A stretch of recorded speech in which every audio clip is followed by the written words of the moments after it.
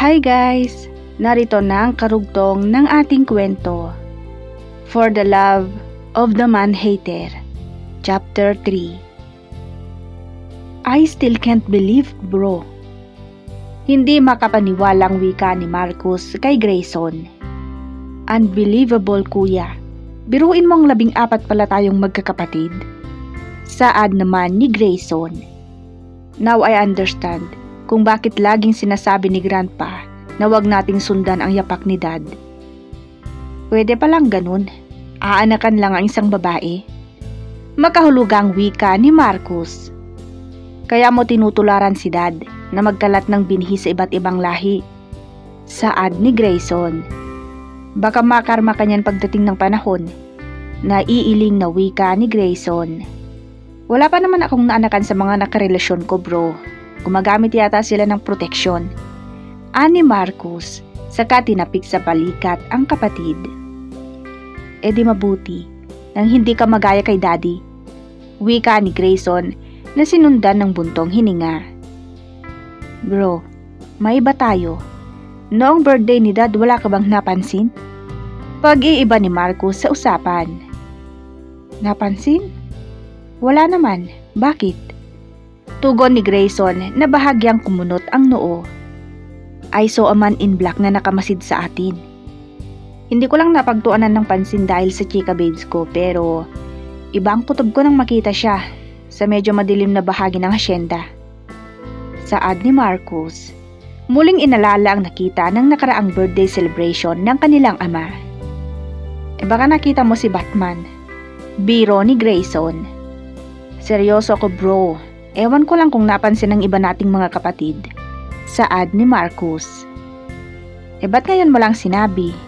Kunot pa rin ang noo ni Grayson. Ngayon ko lang naalala. Sagot ni Marcus na medyo nairita. Napabuntong hininga si Grayson. Kuya, iligo mo na lang yan. Init lang ng katawan mo, kaya kung ano-anong naaalala mo. Saad nito na muling napailing. Sira ulo, kakaswimming ko lang. Saad nito sa kapatid. No wonder kung bakit ikaw ang namamahala nitong resort dito sa Tagaytay. Hindi mo ba namimiss sumali sa mga swimming competitions? Kunway tura ni Grayson. Pwede naman akong sumali kung gugustuhin ko. Pero iniisip ko lang ang pinamamahalaan ko. Nakakahiya naman kay Grandpa. Teka nga muna, hindi ba may pasok ka? Bakit ka narito? Usisa ni Marcus sa kapatid. Kuya, linggo bukas. Nagiging ulyanin ka na. Hindi ka pa nagkakaroon ng anak. Saad ni Grayson. Oo nga no. Kumusta doon sa mansyon natin? Kunway tanong ni Marcus. Ayos naman. Kaya lang ang iba nating mga kapatid napapansin kong may hinanakit yata sila kay Dad. Saad ni Grayson. Sino ba naman ang natutuwa? Mabuti nga't lumaki tayo sa poder ni Daddy, kaya medyo naka-adjust tayo. Wika ni Marcus. Sasagot pa sana si Grayson, subalit naunahan ng katok mula sa pinto. Baka chika babes mo yan, kuya. Biro ni Grayson. Nope, wala na kami. Bale walang sagot ni Marcus. Na naman? Sambit ni Grayson. Masyadong demanding, hindi ko natagalan kaya hiniwalayan ko na. Tugon ni Marcus bago tinungo ang pinto upang pagbuksan ang nasa labas. Yes, sambit niya. Saka niluwagan ang bukas ng pinto. Pumasok muna si Jel bago nagsalita. Sir, ang bagong supervisor. Saad nito sa maarteng pananalita. Okay, let her in. Utos ni Marcus. Narito ka pala, Sir Grayson. Baling ni Jel sa gawin ni Grayson. Yeah, simpleng sagot ni Grayson. Ang gwapo mo talaga. Mukha kang Koreano. Medyo maharot na wika ni Jel. Bakit pangit ba ako? Sabat ni Marcus. Of course not, sir. Kaya nga, crush kita eh. Mabilis na sagot ni Jel na may kasama pang harot. Kung ganon, trabaho mo ang asikasuhin mo. Hindi ba sinabi kong papasukin mo na ang supervisor? Seryosong turan ni Marcus. Lumingon muna si Jel kay Grayson, saka kumaway. Jel, isa pa. Bukas wala ka ng trabaho. Mariing turan ni Marcus. Mabilis pa sa 4:00 itong lumabas, matapos marinig ang tinuran ng boss.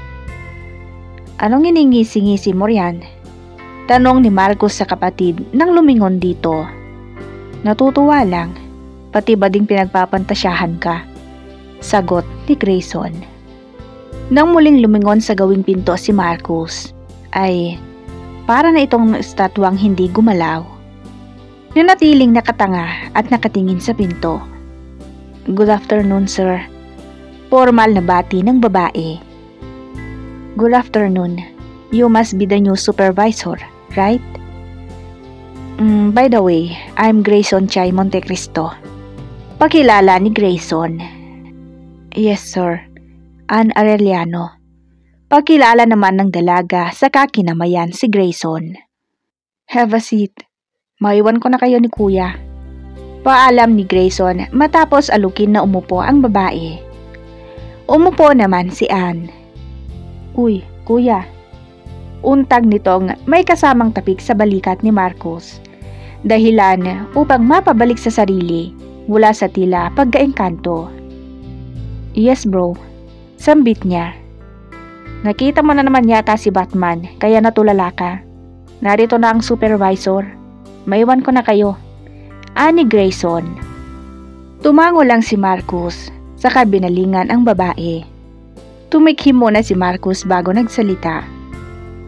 Miss Arellano. Bigkas niya sa pangalan ng babae.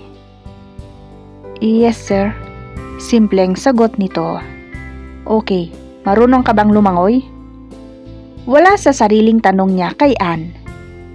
Tumaas ang isang kilay ng babae. Sir, supervisor po ang inaplayan ko, hindi lifeguard. Seryosong sagot ni Ann.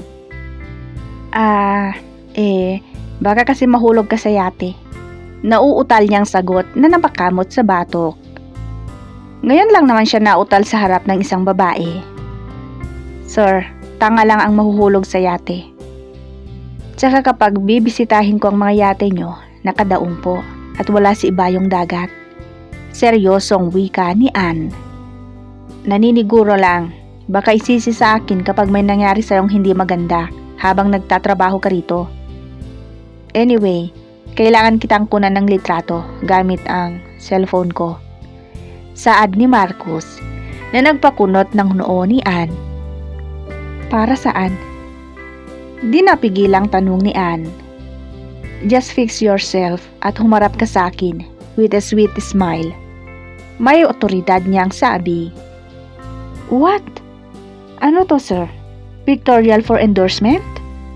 Medyo inis na wika ni Ann. Susunod ka ba o ako mismo ang mag-aayos sa'yo? Banta naman ni Marcus. Napabuntong hininga si Ann. Sumunod na lang para matapos na sila at makalayas na sa harapan ng boss. Kinunan ni Marcus ng litrato ang dalaga. Okay na. Anyway, I'm Marcus Michael Montecristo. Marunong talagang pumili si Dad. Tura niyang may makahulugang ngiti. Pwede na ba akong pumunta sa opisina ko, sir? Tanong nitong halata na ang pagkairita dahil sa paraan ng titig ni Marcus. Bukas ay lilibot kita sa buong resort para maging pamilyar sa iyo ang lahat.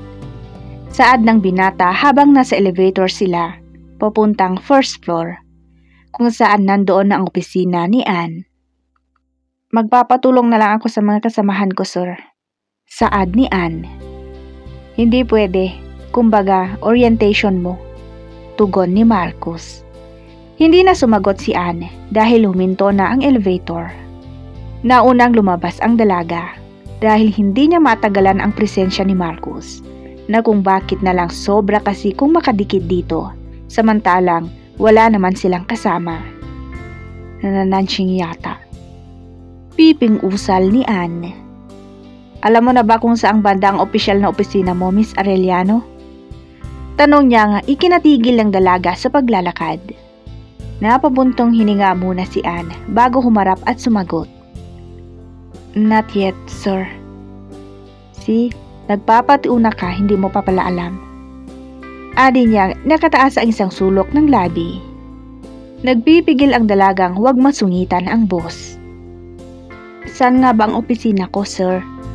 Tanong nito. Follow me. Simpleng sambit ni Marcus. Tahimik na sumunod dito si Ann.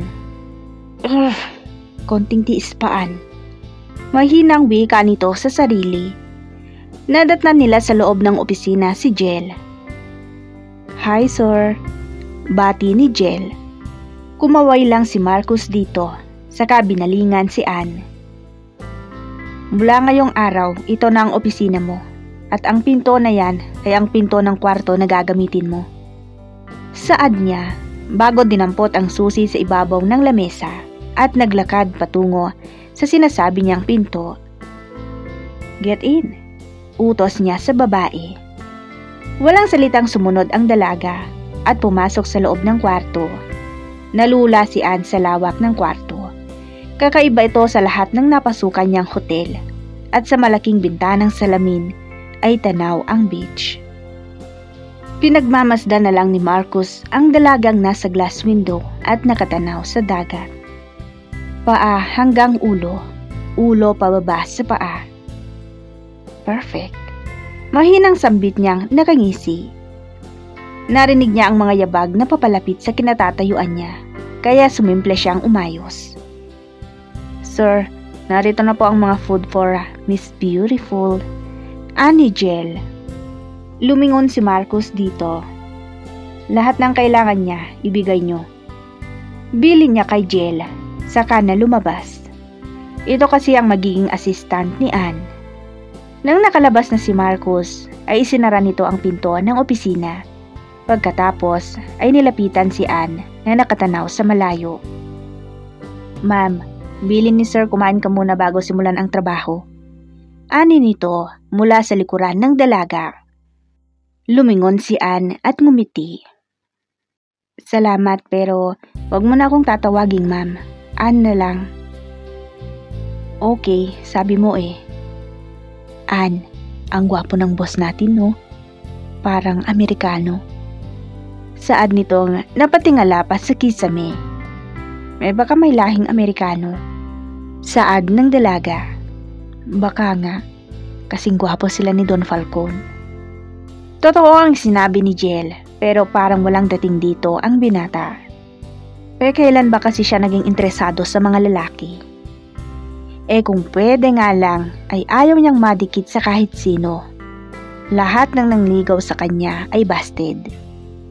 Girl, sa lahat yata ng empleyado, ikaw lang ang hindi tinamaan kay Sir Marcus. Wika ni Jel. Wala akong tiwala sa mga lalaki. Bale walang turan ni Ann. Ha? Bakit naman? Medyo kumunot ang noo ni Jel. Basta. Okay, so kumain ka na para makapagsimula na tayo. Saka na tayo magtsikahan. Total ay magkasama naman tayo araw-araw. Saad ni Jel. Tumango na lang si Ann. Tumayo na si Jel at lumabas. Isinara nito ang pinto ng kwarto. Pati na rin ang pinto ng opisina nang tuluyan itong nakalabas. Pinagmamasdan naman ni Marcus ang litrato ni Ann sa kanyang cellphone. Perfect beauty. Bulong niya sa sarili.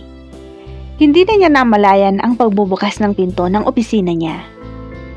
Bro, okay ka lang? Ani Grayson, pag-upo sa harap ng lamesa ni Marcus. Anong meron sa cellphone mo at nakatitig ka riyan? Muling tanong nito. Wala naman. Simpleng sagot niya sa kapatid. Wala. Halos halikan mo na. Nasaan na pala si Ann? Ani Grayson na sinubukan pang silipin ang cellphone ni Marcus. Bakit mo na itanong? Balik tanong ni Marcus. Wala naman. Uy kuya, nagandahan ka sa kanya no? Tanong nitong nakangisi. Pwede na rin. Kimi niyang sagot. Pwede lang. Para kang naingkanto kanina pagpasok niya. Panunukso ni Grayson. Sino ba naman ang hindi matutulala sa gandang babae ni Anne? Sa hugis pusong mukha, may itim na mata, may malalantik na pilik mata, matangos na ilong, at maninipis na labi. Idagdag pa ang katamtamang laki ng hinaharap ng dalaga na kung titingnan mo ay hindi mo aakalaing isang simpleng tao. Matangkad din, bilangkinitan ang katawan. Parang sa isang beauty queen, ang makinis at katamtamang kulay ng kutis. Kumbaga, isang diamante. Maganda mula ulo hanggang paa, sa paningin ng mga katulad ni Marcus. Nanahimik ka dyan, namamaligno ka na yata talaga kuya. Namamaligno ka na talaga yata kuya. Gusto mo maghanap ako ng albularya na sexy? Pabirong turan ni Grayson. Kung ano-anong pinagsasabi mo, may maligno pa ba sa panahon ngayon? Ani niya sa kapatid sa kahinagisan ng nalukot na tissue. Meron, malignong maganda na nakakapagpatulala sa isang Marcus Michael, Bachelor of Admiring a Woman, Montecristo. Pangaasar pa ni Grayson. Natawa si Marcus sa tinuran ng kapatid.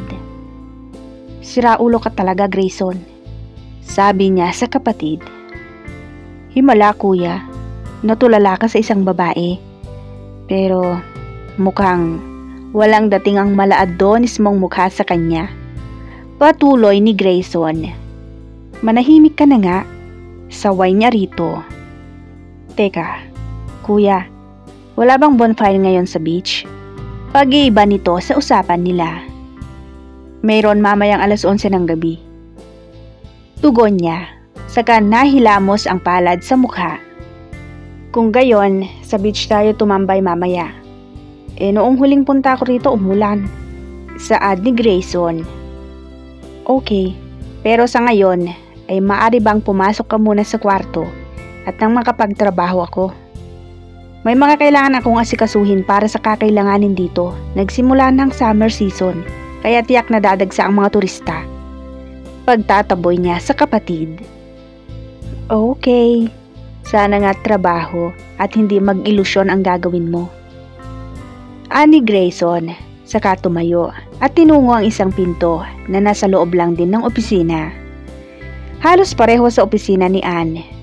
Nang wala na sa paningin si Grayson, ay muling dinampot ni Marcus ang cellphone niya. Paano ba siya makakapagtrabaho kung yun na naman ang hawak niya? Naiiling na lang din siya sa sariling kalokohan. Kung bakit ba naisipan na kunan ng photo si Anne na hindi naman kasama sa requirements nito. Paano pagugulungin ng tadhana ang kapalaran ng dalawa? Abangan ang karugtong.